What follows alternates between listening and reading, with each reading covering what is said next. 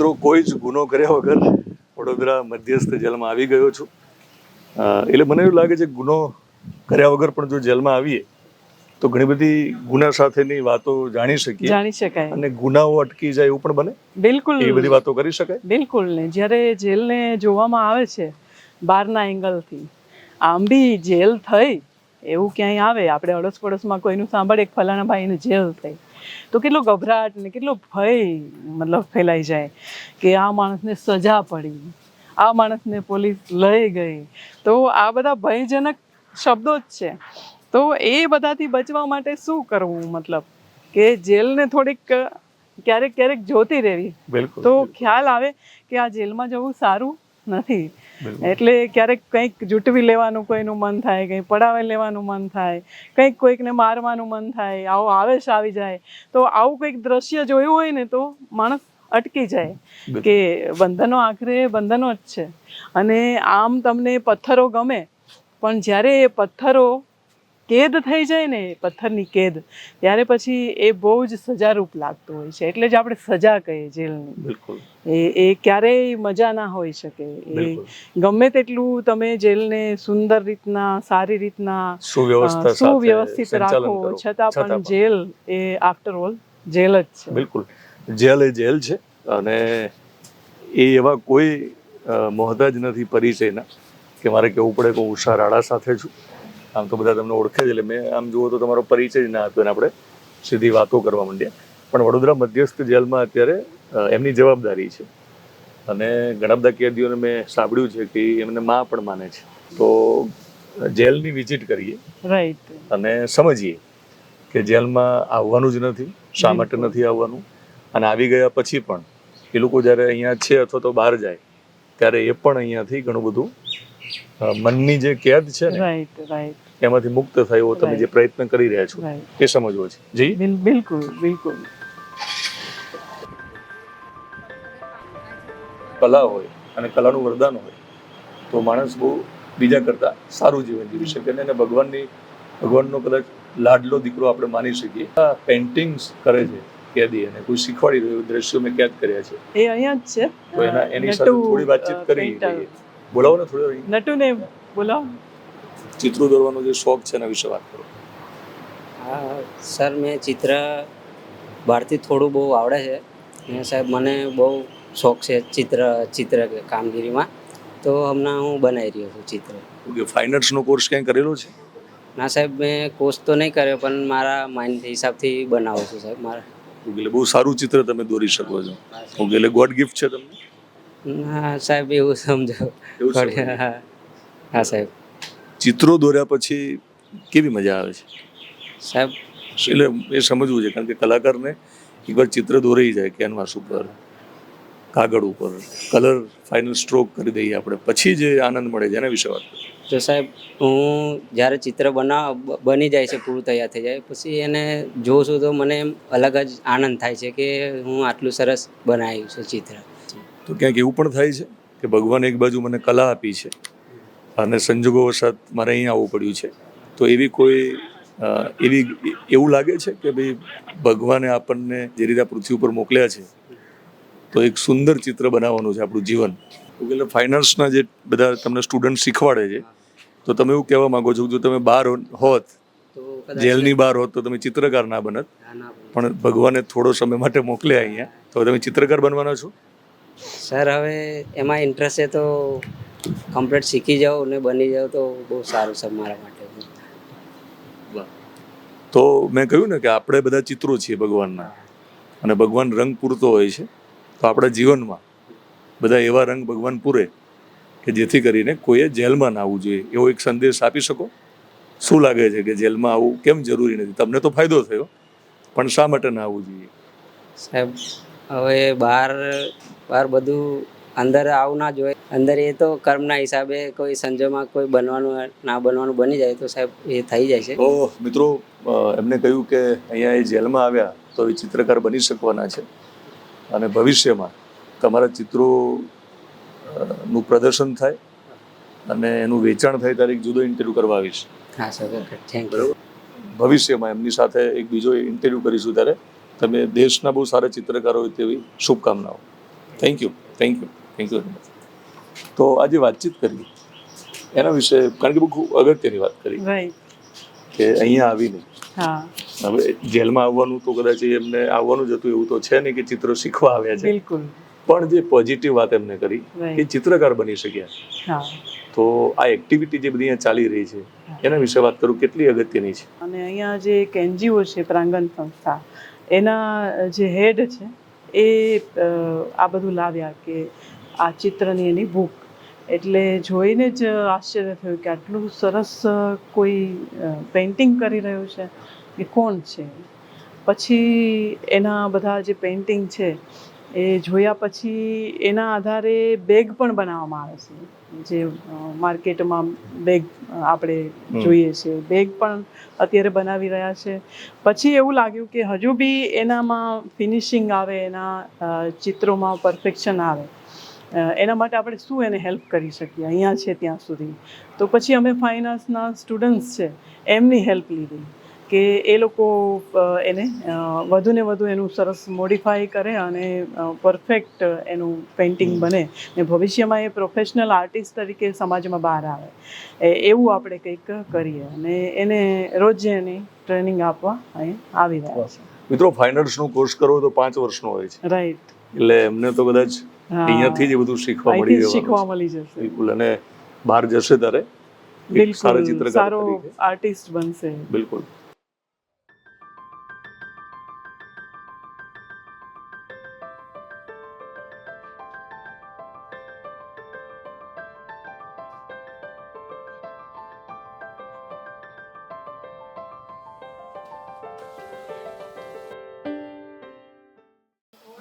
પોતાની ઘરની 4 દિવાલમાં રહેતો કોઈ પણ પરિવાર એ જીવનના આનંદ મેળવવા માટે જ્યારે પ્રવાસે જાય ત્યારે જે સફારીની બેગ લઈને જતો હોય છે એ અહીંયા જેલની 4 દિવાલો વચ્ચે રહેતા કેદીઓ બનાવે છે. એના વિશે વાત કરો. દિનેશ, આ સફારીનું યુનિટ છે, સફારી બેગનું. અને આ જે કેદી ભાઈઓ છે એ આ બેગનું એસેમ્બલિંગ કરે છે. અહીંયા રોજ એવરી ડે 2500 બેગ બને છે. અને આ જે ગાડી છે એમાં એ જે હાલોલ કંપની છે સફારીની, ત્યાં એ ટ્રાન્સપોર્ટ થાય છે. દરરોજ એટલું પ્રોડક્શન રોજ થાય. જે 2500 બેગ બનાવે. અને આ લોકોની જે બેગની એસેમ્બલિંગની ક્વોલિટી છે એમાં હજુ સુધી કોઈ ડિફેક્ટ નથી આવી આટલા સમયમાં. બહુ સારું યુનિટ ચાલે છે. કેદી ભાઈઓને પણ રોજીરોટી મળે છે અને કંપનીને પણ અહીંયા કમ્ફર્ટેબલ રહે છે. એટલે કેદીઓ ગુનો કરે છે એટલે કેદી બને છે, પણ કેદી બને એ પહેલા એમનામાં જે કલા છે, જે નિપુણતા છે, એનો સદુપયોગ અહીંયા થઈ રહ્યો છે. બિલકુલ. કેદીઓ ભલે એમને જે પણ એમના સંજોગો વસાત એમનાથી ક્રાઇમ થઈ ગયું છે, પણ હવે આગળ શું? આગળ એને એ સ્થિતિ તો કન્ટિન્યુ કરવાની નથી. તો એઝ એ હ્યુમન બિંગ એમનામાં જે સ્કિલ છે એને અહીંયા ડેવલપમેન્ટ થવાના પૂરા ચાન્સીસ આપવામાં આવે છે કે જેથી કરીને સજા પૂરી કર્યા પછી બહાર જાય તો પણ એ લોકો સેલ્ફ ડિપેન્ડ રહે. આવા સ્કિલ બેઝ એણે અહીંયા જે કોર્સિસ કર્યા હોય કે આવું કામ કર્યું હોય તો એને ભવિષ્યમાં બહાર જાય તો પણ શોધવું ના પડે કામ. એની પાસે ક્વોલિફિકેશન જ એટલી સરસ હોય કે એને તરત જ કોઈ પણ સારું સ્કિલ બેઝ કામ મળી જાય. બોક્સમાં સર સીજે લાગે છે, જે આપણે અહીંયા એક જાતનો લોગો કહેવાય જેલનો, સેન્ટ્રલ જેલ. જે ફાઇનલી પછી અહીંયા જતા રવાના કરી. અહીંયા બી માર્કેટમાં પણ તમે જોઈ શકો છો સીજે. જે મતલબ સેન્ટ્રલ જેલનો, સીજે જોવા અહીંયા મળે બને છે. સેન્ટ્રલ જેલનું બને છે. સેન્ટ્રલ જેલમાં બને છે સીજે. તો મિત્રો, ફાઇનલી આપણે જીવનના ભૌતિક સુખો મેળવવામાં અને ક્યાંક પ્રકૃતિ જોડે આનંદ મેળવવા માટે પ્રવાસે નીકળીએ ત્યારે બેગનો ઉપયોગ કરતા હોઈએ છીએ, પણ જીવન આખી એક સફારી છે. બિલકુલ સફારી છે, સફર છે. અને સફર પણ છે. વાહ, તમે કવિ લાગો છો. જીવન એક સફર છે. જીવનના સફરમાં એક પડાવે ક્યાંક સંજોગો વસાત ભૂલ થાય છે બિલકુલ. અને એ સામાન્ય માણસો કેદી બને અને એ તમારી જોડે આવે છે. હા, તો એ એમની બાકીની સફર હા. બહુ સારી રહે એના માટે આ પ્રકારની એક્ટિવિટીનો કેટલો મોટો રોલ છે. એ સફર એની સરળ રહે, ફરીથી એ ભૂલો રિપીટ ના થાય, સમાજમાં સ્વમાનદેવ જઈ શકે, એ લોકોનો સમય એટલો સારી રીતે પાસ થાય. આપણે કહે ને કે નવરું માણસ નખો દ્વારા, તો જો એ ઓક્યુપાઈડ માઇન્ડ હોય તો એ એક્ટિવ રહે, ક્રિએટિવ રહે, અને એનું જે નેગેટિવિટી છે એ આખી ડાયવર્ઝન થઈ જાય. સફારી બેગ યુનિટના કારણે કેટલા લોકોને રોજીરોટી મળે છે અહીંયા બંદીવાન ભાઈઓને, પ્લસ એમનું માઇન્ડ પણ બેલેન્સિંગ રહે છે. અહીંયા એ લોકો કામ કરે છે તો એમને ખબર છે કે નિયમિત અમારે રેગ્યુલર આવવાનું છે, ડિસિપ્લિનમાં કામ કરવાનું છે. આપણે જોયું કે યુનિટમાં બધા જ ડિસિપ્લિનમાં કામ કરી રહ્યા છે અને એમને આસપાસ શું થઈ રહ્યું છે એમાં કોઈ ઇન્ટરેસ્ટ નથી, એમનું જે કામ છે એના ઉપર જ એ ફોકસ કરે છે. તો એના લીધે માઇન્ડ પણ શાંત રહે છે, એક પ્રકારનું ધ્યાન જ થઈ જાય છે. એક પ્રકારનું ધ્યાન થાય છે. એટલે હું સમજુ ત્યાં સુધી માત્ર રોજીરોટી કરતા બિલકુલ. જેલના જે કલાકો છે હા, એ મને લાગે છે કે એમના માટે એ પછી આ જેલ ઘટી નથી રહ્યા રહેતી, છે. જેલ નથી રહેતી. જેલ નથી રહેતી. મા બાળકને જે રીતે સાચવે છે એ રીતે સર બધાનું ધ્યાન રાખે છે, ઇવન સ્ટાફનું પણ એટલું ધ્યાન રાખે છે, માં રાખતી હોય એ રીતે. એકાદ એવી જ કહેવાય એમ. અંગ્રેજોના સમયના જેલર નથી. નહીં, હા, હમ અંગ્રેજો કે જમાને કે જેલર નહીં હે. પણ બહુ સરસ એટલા માટે કામ થઈ રહ્યું છે. મારી દ્રષ્ટિએ ખાલી રોજીરોટી નથી, હા, પણ મને લાગે છે કે જેલમાં હોવા છતાં એનું સુધારાત્મક હા, અને અને જેટલા પરિવર્તન આવી રહ્યું છે એમના માઇન્ડમાં પણ પરિવર્તન. અને ભવિષ્યમાં મને લાગે છે કે જ્યારે એ લોકો અહીંયા છે અથવા તો પછી આ જેલની બહાર હશે ત્યારે ઘણા બધા તાળાઓ એમના ખુલી ગયા હશે. આપણે ત્યાં અહીંયાથી ગયા છે છોકરાઓ જોબ પર લાગ્યા છે, જોબ એનો પણ કરી. 25,000 રૂપિયા પગાર છે. એક તો હમણાં જ એક છૂટાયો છે રિસેન્ટલી, હિતેશભાઈ ફતેહસિંહ ચૌહાણ કરી, જે જેલ મુક્ત થયો અને ત્યાં જોબ પર લાગ્યો છે. તો મિત્રો હું હિતેશભાઈનો સંપર્ક કરીશ અને એમની એક જુદી સ્ટોરી કરીશ, એમની જુદી એક સ્ટોરી પણ કરીશ. Thank you very much.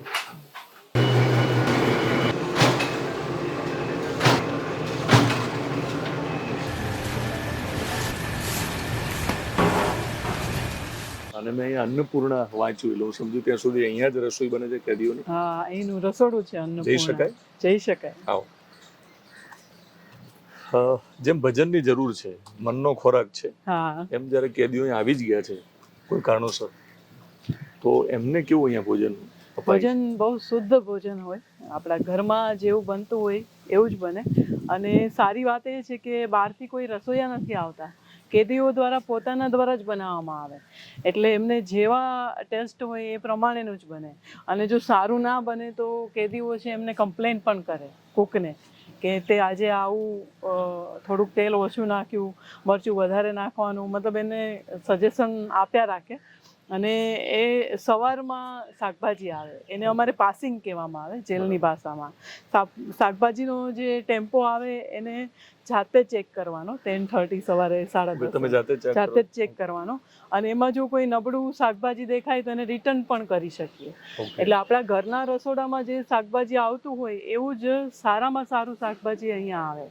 એવું નહીં કે વ્યાપારીને વધેલું ઘટેલું છે કે વેચાયું નહીં Okay. અને હવે જેલમાં મોકલી દો, એવી રીતના નહીં. સારામાં સારું તાજામાં તાજું શાકભાજી આવે અને એ શાકભાજી છે એ જેલના કેદી ભાઈઓને મળે, એટલે આપણે પણ એમનું ટિફિન ખાઈ શકીએ વાહ. એવું સારું તો જમવાનું પછી મળે. મહિલા અધિક્ષકનો એ ફાયદો ખરો કે શાકભાજી સારું એટલે તમે વધારે કેર લો છો? હા, વધારે કેર લે જ, બધા જ લે. નહીં, બધા જ લે, હું તો મજાકમાં કહું છું. પણ તમે મહિલા છો એટલે માનો કે મહિલા જ્યારે શાકભાજી ખરીદવા કદાચ જાય ને એવું કહી ત્યારે પણ શકાય. પસંદગી સારી કરે. એ કહી શકાય એવું. તમે જુદા ભાવથી એ કરો છો. એક એ અનુભવનો લાભ મળે શાકભાજીને. ઓકે, એટલે અહીંનું ભોજન પણ તમે પણ ખાઓ છો? મતલબ મારે ડેઈલી ટેસ્ટ કરવાનો જ હોય છે અને આખું ટિફિન પણ હું ખાઉં છું, કારણ કે ખાવા લાયક હોય છે અને એકદમ હેલ્ધી હોય છે અને વાહ. સ્ટાન્ડર્ડ હોય છે. ઓકે, જેલમાં શું ખાવાનું મળે આ લોકોને? એ એક મેનુ પણ જેલનું એક જાણવું મેનુ છે, સવારના નાસ્તાનું આખું મેનુ છે. એમાં પૌવા, ઉપમા, બધું હેલ્ધી નાસ્તો, સિંગદાણા, અને બપોરના પણ દાળ ભાત, શાક રોટલી, ખીચડી, અલગ અલગ જાતની સબ્જીઓની પણ વેરાયટી હોય, મીઠાઈ પણ આપવામાં આવે, વારે તહેવારે પણ એમને મીઠાઈ આપવામાં આવે. એટલે જેલનું ભોજન છે વેરાયટીથી ભરપૂર હોય છે. બિલકુલ. આ વેરાયટીથી ભરપૂર હોય છે તો મેં ક્યાંક સાંભળ્યું છે હા, કે એક માન્યતા છે હા, કે જો તમે જેલનું ટિફિન મંગાવીને જો શક્ય હોય ને તમે જો ખાઈ શકતા હોય તો ખાઈ લો, જેથી જેલમાં જવાના યોગ છે ને એ ન બને એ એવું બધું લોકો માનતા હોય છે. એના વિશે વાત કરો. એ એવું મેં સાંભળ્યું પણ છે એવું સાંભળ્યું છે કે જેલનું ટિફિન મંગાવીને ખાઈ લઈએ તો જેલમાં જવાના યોગ પૂરા થઈ જાય, પણ હજુ સુધી તો એવી કોઈ ડિમાન્ડ આવી નથી. પણ આવી માન્યતા છે ખરી? માન્યતા છે ખરી. ઓકે.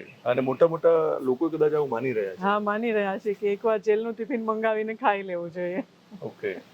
પણ મારી દ્રષ્ટિએ કદાચ આ ખાલી માન્યતા જ હશે. માન્યતા છે. જેલનું ખાવાથી જ જેલમાં ન આવવાના યોગ બનતા હોત તો એમને દરરોજ આવવું પડે ચાખ્યા પછી. ઓલરેડી રોજે ખાવાનું મળે. હા, એટલે એ માન્યતા ખોટી છે. પણ જો જેલમાં ન આવવું હોય ને તો ટિફિન જેલનું મંગાવીને ખાવા કરતા તમે કોકનું ના ખાઈ લેશો, હા, કોકનું પડાવીને ના ખાશો. પડાવી ના લેશો એ ધ્યાન રાખવું વધારે જરૂરી છે. બરાબર ને? કે કોઈનું ટિફિન તમે ના પડાવી લેશો. તો કોઈનો અન્નનો દાણો પણ ના પડાવી અનહકનો લેશો. હોય તો એ એ પણ એક તમે પાપ છે. ના લેશો. બિલકુલ. એ તો ટિફિન એ મંગાવવાની એ એ વધારે જરૂરી એ વધારે જરૂરી એ છે. વધારે જરૂરી. એટલે આ કરશો ને તો મને લાગે ટિફિન નહીં મંગાવવું પડે. ટૂંકમાં આપણે એક જ ધ્યાન રાખવાનું કે આપણે કોઈનું જૂઠવી ના લઈએ તો કોઈનું ટિફિન લેવા જવાની જરૂર ના પડે. બિલકુલ બિલકુલ. એટલે ટૂંકમાં ઘરે બેસીને આપણે ઘરની જે અન્નપૂર્ણા બિલકુલ એ રસોઈ બનાવે એ જ ઉત્તમ છે. અને થાળીમાં ખાઈ ખાઈ શકીએ ને, શકીએ. જરૂરિયાત એટલી જ છે. બિલકુલ. તો એટલું ખાઈ શકીએ. એટલું જ આપણે આપણને જે પરમાત્માએ આપ્યું છે એટલું સંતોષથી ખાઈએ તો ક્યાંય કોઈના ટિફિન મંગાવવાની જરૂર નથી. તો મિત્રો, આપણી ઘરની અન્નપૂર્ણા જે છે એ ક્યારેય તમને એવું કહેતી નથી કે અમારે 32 પાતના ભોજન ખાવે છે એટલા માટે તમે ખોટું કરો. બિલકુલ. એટલે ખોટું કરવાની જરૂર નથી. એ જે બનાવે છે, એ જે થાળી આપે છે, એ જો ખાશું ને આપણે તો સંતોષનો ઉડકાર આવવો જરૂરી છે. જરૂરી છે. સંતોષનો ઉડકાર નથી આવતો એટલા માટે જ કદાચ ટિફિન ખાવા નીકળીએ છીએ. બિલકુલ. તો ટિફિન ખાવા ના પડે એના માટે સંતોષનો ઉડકાર આવે એવું ઘરે જ ખાઈ લો. બિલકુલ. આપણે જઈએ હકનું ખાઈએ. બિલકુલ. હવે આપણે રસોડાની એક ટૂર કરવાના છીએ. હવે રસોડું આવે એટલે મોટાભાગે આપણે હોટલના રસોડામાં પણ જઈ શકતા નથી હોતા. રાઈટ. પણ એ બધું બહુ ક્લીન જોયું છું. મને આવીને જ ખબર પડી કે એ માખી જોવા નથી મળતી. એ દ્રશ્યોમાં ખ્યાલ આવી જવાનો છે. તો આપણે જઈએ.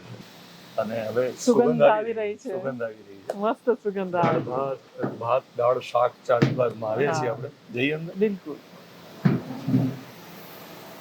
વાહ,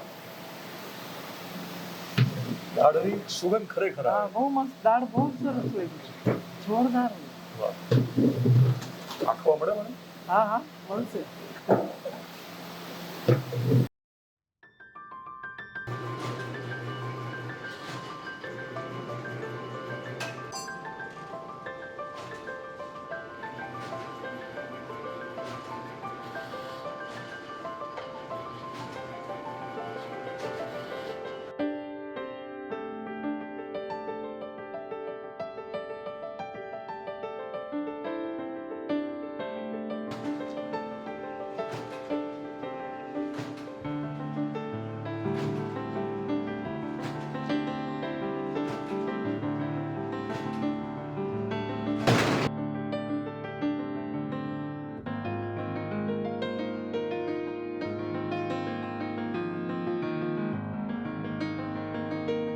રોટલી ખાઈ લો. હા.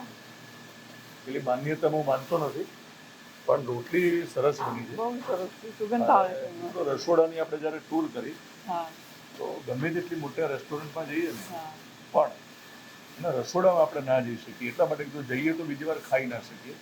તો એ મને ક્યાંય માખી જોવા નથી મળતી. આટલી સ્વચ્છતા હોવાનું શું કારણ? દિનેશ, એ આ લોકો દ્વારા જ આટલી સ્વચ્છતા છે મેન્ટેન કરવામાં આવે. અને એની ટાઈમ એવું નથી કે આપણે આવવાના છીએ, એ લોકોને ખબર પણ નહોતી, આપણે અચાનક આવ્યા છીએ. એની ટાઈમ કોઈ પણ આવે તમને એક પણ માખી નહીં જોવા મળે. અને આટલું જ ચોખ્ખું ને આટલું જ શુદ્ધ ખાવાનું એ બની જાય. બધી ફુલકા રોટીઓ છે. તો મિત્રો, જેલની રોટલી મેં ખાધી છે. હા. અને ઉઠા પેલા ઘણી બધી વાતો કરી રહ્યા છીએ. આ વિડીયો લગભગ આગળ વધશે ને બાકીનું થોડું શૂટ કરવું છે. વાતોથી આપણે ડરાઈ ના શકીએ, પણ મને એવું લાગે છે કે આ રોટલી ખાધા પછી વખાણ એટલા માટે કરવી છે કે ભોજન બહુ સરસ મળે છે, સાત્વિક મળે છે અને શુદ્ધ મળે છે. કારણ કે તમે બધા દ્રશ્યો જોયા હશે ને કે માખી જોઈ નથી, ક્યાંય માખી નહીં જોવા. એટલે એના માટે થેન્ક યુ. આ લોકોનો આભાર કે એ લોકો એમનો તો ખરો મેન્ટેન જ, સરસ કરે છે. પણ તમે છો તો બધું એમના માટે સારું. આપણે અન્નપૂર્ણા આહાર આહારમાંથી બહાર આવ્યા તો મેં ત્યાં પણ તમને થોડી વાત કરી છે કે અને શરૂઆતમાં પણ વાત કરી કે આહાર જે છે એની શુદ્ધતા ખૂબ જરૂરી હોય છે. જરૂરી છે. અને એ બધું અહીંયા તમે બહુ સરસ રીતે કરી શક્યા છો. એના માટે હું ફરી થેન્ક યુ કહું છું. ભલે તમારું કામ છે પણ કરવું જરૂરી છે, કારણ કે એના વાસણો હોય હા કે પછી સ્વચ્છતા હોય હા એ મેં જોયું છે કે બહુ સરસ છે અને એ જરૂરી છે. જરૂરી લોકોને ભલે છે. નાની વાત લાગતી હા. હોય, કારણ કે કેદી ભલે જેલમાં આવે છે હા પણ એને હક છે હા સારું સારું ખાવાનું. બિલકુલ. આ કઈ રીતે શક્ય છે? એ કેદીઓ દ્વારા જ ઈચ્છા શક્તિ જોઈએ. કેદીઓની ઈચ્છા શક્તિ, ઇવન કેદીઓની બુદ્ધિ પ્રતિભા કહીએ એ પણ આમાં ઇન્વોલ્વ હોય છે કે એમને પણ ગમતું નથી હોતું ગંદુ. અને અધિકારીઓની અવારનવારની વિઝિટ કે ગમે ત્યારે કોઈ પણ અધિકારી જતા રહેશે તો આપણને કહેશે કે આ કેમ ગંદુ છે. એટલે બેઉ પક્ષે, કેદીઓના પક્ષે પણ ચોખ્ખાઈ મેન્ટેન થાય છે અને ઓફિસર્સ છે, જેલના કર્મચારીઓ છે, એ બંનેના કોમ્બાઈનથી આ રસોડું ચોખ્ખું રહી રહ્યું છે. બિલકુલ. આપણે જેલમાં હજુ અલગ અલગ વિભાગમાં જવાના છીએ, અલગ અલગ હા. પ્રવૃત્તિની વાતો કરી રહ્યા છીએ. થોડીક એક બેઝિક થોડી વાત એ કરવી છે, કારણ કે તમે જ્યારે ન ખબર પડતા વાતમાં થોડીક સ્પિરિચ્યુઅલ વાતો પણ કરતા હો છો. તો મહેલ પણ જેલ હોય છે ક્યારેક, અને જેલ તો જેલ છે. ગમે તેવું તમે તમારી ફરજ નિભાવો, અહીંયા ન આવવું પડે એના માટે લોકોએ શું કરવાની જરૂર છે? બસ એ જ કે ઘણીવાર આપણને પણ ખબર નથી હોતી કે આપણો 5 મિનિટનો ક્રોધ છે એ આપણને આજીવન જેલની સજામાં કન્વર્ટ થઈ જશે, માત્ર 5 જ મિનિટનો.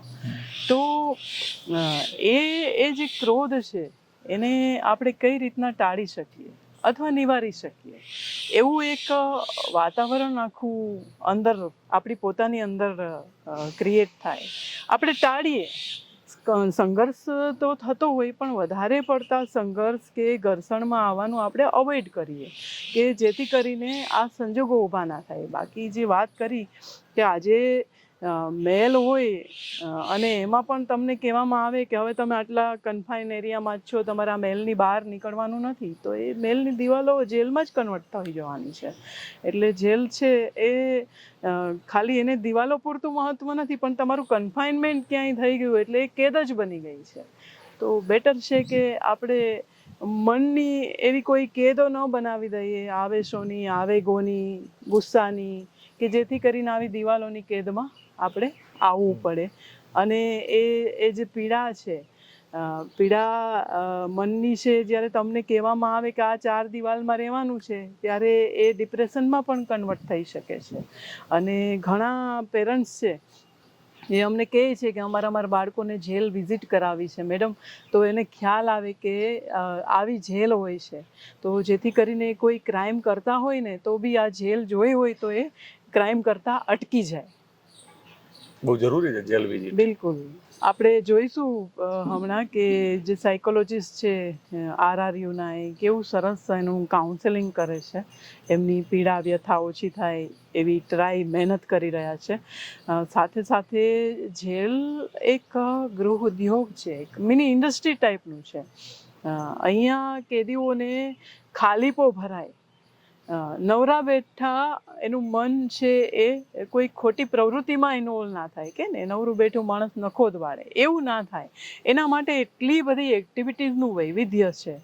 લાઈક મહિલા જેલ છે તેમાં મહેંદીના ક્લાસ ચાલે છે, નેલ આર્ટના ક્લાસ ચાલે છે, ભરત ગૂંથણ, ટેલરિંગને તો કોમન જ છે જેલમાં, દિવેટ બનાવવાના ક્લાસ ચાલે, પેડ બનાવવાના ક્લાસ ચાલે, સ્પોકન ઇંગ્લિશના ક્લાસ ચાલે. હમણાં થોડા એકાદ દિવસની અંદર સાંસ્કૃતિક મહોત્સવ આખો છે, અલગ અલગ સ્ટેટની જે વેશભૂષાઓ છે એનું સરસનો મહોત્સવ ત્યાં શરૂ થવાનો છે. આ જેલ છે પુરુષોની, તો જે લિક્વિડ સોપ છે એ બનાવે છે, સોપ બનાવે છે. જે જેલમાં કેદીઓ જે ડ્રેસ પહેરે છે એનું કાપડ બનાવવાથી માંડીને ટેલરિંગ સુધીનું એ જેલમાં જ છે, બની રહ્યું છે. સાથે સાથે જેલનો પ્રેસ છે એની ટર્નઓવર છે વાર્ષિક એ 2 કરોડને આસપાસનું ટર્નઓવર કરશે. બેનર પોસ્ટરથી માંડીને તમે જે પણ ઓર્ડર આપો એ બધું જ એ લોકો તમને સમય મર્યાદામાં બનાવી આપે. અને માર્કેટમાં જે તમને પ્રાઇસ છે એના કરતાં લગભગ 40 થી 50% ઓછી પ્રાઇસમાં આ જેલનો પ્રેસ તમને એ પ્રેસનું જે પણ પ્રિન્ટિંગ મટીરિયલ છે એ તૈયાર કરીને તમને પહોંચાડી આપે. તો જેલ મતલબ એવું નથી કે એ લોકો માત્ર યાર્ડમાં જ આખો દિવસ રહે છે. અને અહીંયા લાઇબ્રેરી પણ છે, ઓડિયો લાઇબ્રેરી પણ છે અને રૂટીનવાળી લાઇબ્રેરી પણ છે. અહીંયા રેડિયો સ્ટેશન પણ છે, સંગીત પણ છે. તો આ બધું પ્રત્યક્ષ જેલમાં કલા પણ છે, સુર સંગીત કલા બધું જ મતલબ જેલમાં સામેલ કરવામાં આવ્યું છે. તો પછી આ બધું પ્રત્યક્ષ જોઈએ આપણે. બિલકુલ પ્રત્યક્ષ જોઈએ.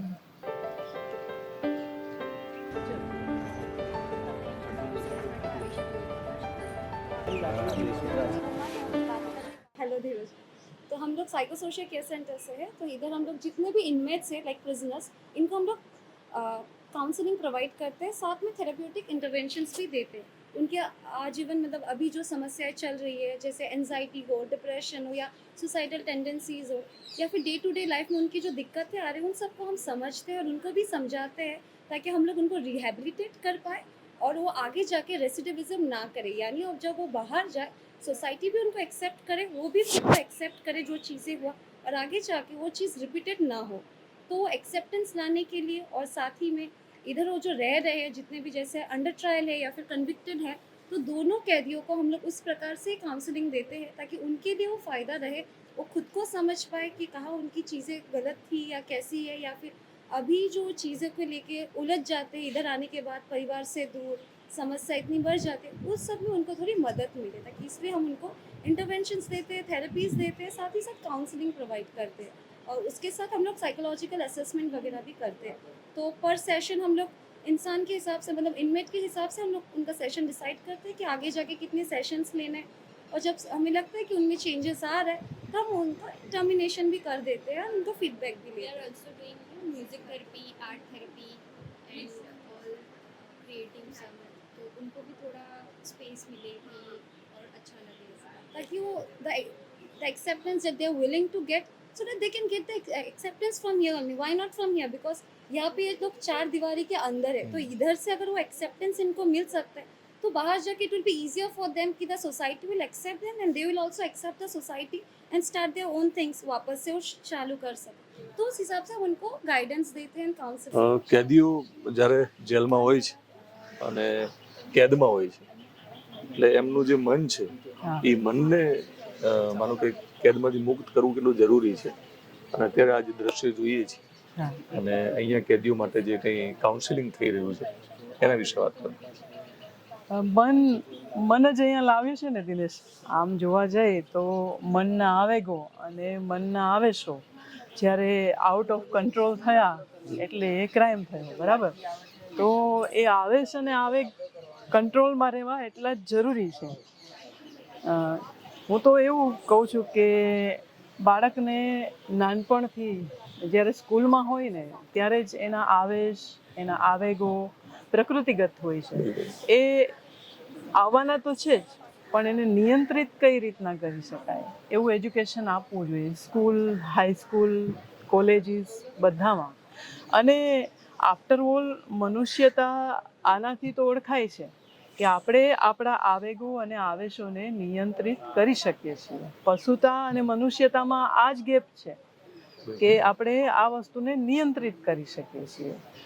કદાચ પશુતામાં એ અનિયંત્રિત પણ હોઈ શકે. તો જેલમાં પણ જે મનોજગતથી એ લોકો આવ્યા છે એ જ મનોજગત અહીંયા શુદ્ધ અને સાત્વિક રહે એના માટેની પ્રવૃત્તિઓ થાય છે. લાઈક મેડિટેશન તો થાય જ છે, જોડે જોડે એનું મનોજગત છે થોડું અનિયંત્રિત થઈ ગયું હોય, એને ડિપ્રેશન આવ્યું હોય, 4 દિવાલોની આદત ના હોય, રૂમની દિવાલોની આદત ના હોય, તો ઘણીવાર એને માનસિક પ્રોબ્લેમ થઈ જતા હોય છે. તો એના માટે સાયકોલોજીકલ કાઉન્સેલિંગ ખૂબ જરૂરી છે. ઇવન મેડિસિન બી જરૂરી છે. તો જેલમાં સાયકોલોજીસ્ટની ટીમ એટલે કે રાષ્ટ્રીય રક્ષા શક્તિ યુનિવર્સિટીમાંથી સાયકોલોજીસ્ટ રેગ્યુલર અહીંયા અપોઇન્ટ થાય છે અને એ લોકો રેગ્યુલર એમને પૂરેપૂરું એનું કાઉન્સેલિંગ કરે છે. જરૂર જણાય તો સાયકિયાટ્રિસ્ટ તરફ પણ રિફર બી કરવામાં આવે છે. એમને મેડિસિનની જરૂર હોય તો એ પણ પૂરી પાડવામાં આવે છે. સાથે સાથે એનામાં જે કોઈ ક્રિએટિવિટી છે લાઈક પેઇન્ટિંગ છે કે બીજું કંઈ પણ એમને શોખ છે તો એ સાયકોલોજીસ્ટ દ્વારા એ એક્ટિવિટીઝ પણ એમને કરાવવામાં આવે છે. મ્યુઝિક થેરાપી છે, સાઉન્ડ થેરાપી છે, દરેક વસ્તુ એ લોકો આમાં ઇન્ક્લુડ કરે છે. બિલકુલ. તમે કહ્યું કે કેદી જે પછી બને છે પણ જ્યારે જન્મે છે ત્યારે તો બાળક જ છે. બાળક જ છે. તો બાળક જ્યારે શાળાએ જાય છે, પછી કોલેજમાં આવે છે અને પછી સમાજમાં આવે છે, પછી કેદી બને છે. પછી કે તો શરૂઆતમાં સિલેબસ જ એવો હોવો જોઈએ. સિલેબસ જ એવો હોવો જોઈએ કે એના આવેશો આવેગો કઈ રીતે નિયંત્રિત કરી શકાય.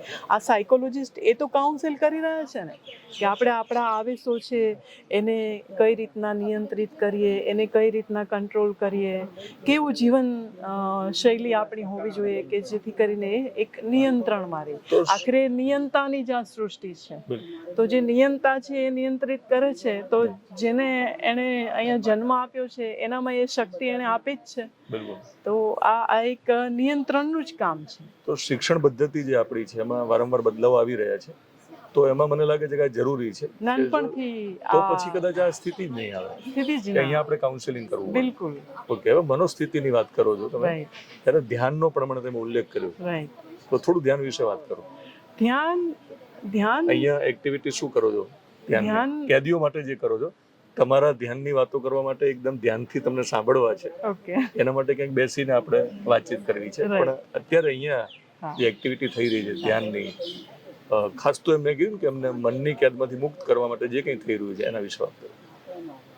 દિનેશ, આ કેદ છે ને 4 દિવાલની, એમાંથી તો માણસ 14 વર્ષે, 15 વર્ષે, 16 વર્ષે, 18 વર્ષે મુક્ત થઈ જશે.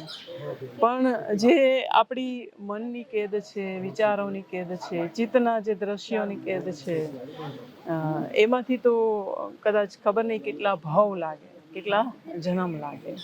આ કેદ છે એમાં તો મુક્ત થવું થઈ શકાય, અમુક વર્ષો પછી મુક્ત થઈ થઈ શકાય એવું છે.